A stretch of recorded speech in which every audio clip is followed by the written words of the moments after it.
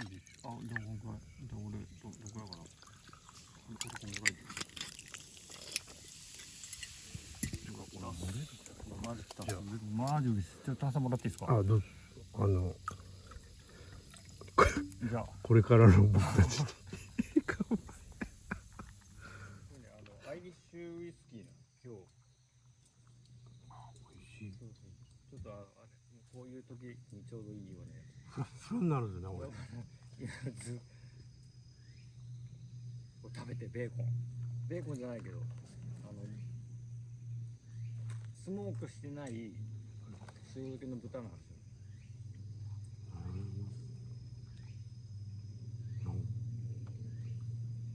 よ。なんかすごい味ですね。ちょっと熟成させる。あ、樋口さんが作ったの。そう。これをちょっと売りにしていこうかな。これとパンをね、ちょっとパンとチーズを挟むとまたなおいい。まあまあ。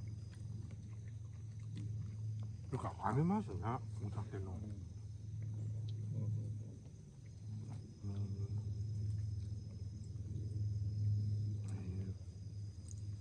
久々なんかお酒とか。いや、こいつ座る。いや。いや。なんかいや、自分と座っとる。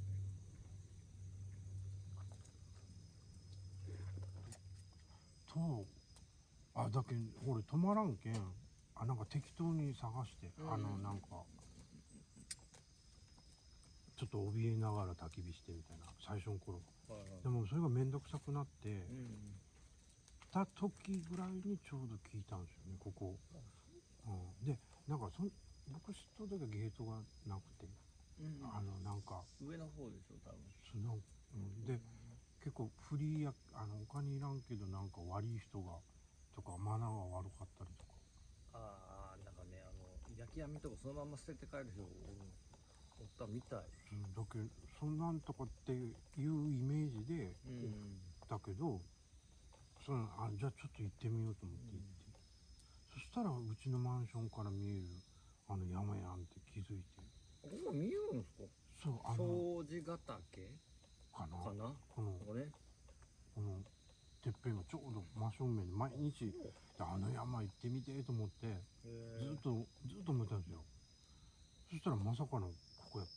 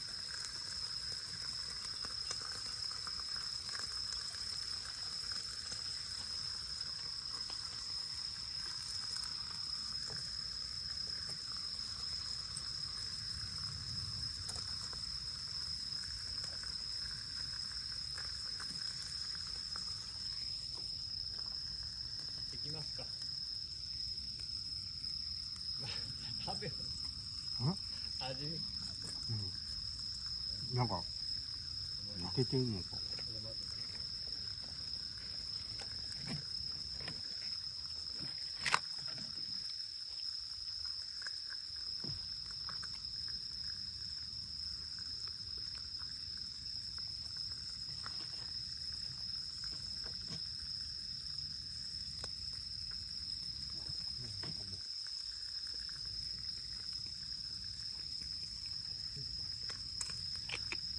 ブッシュ感がすごい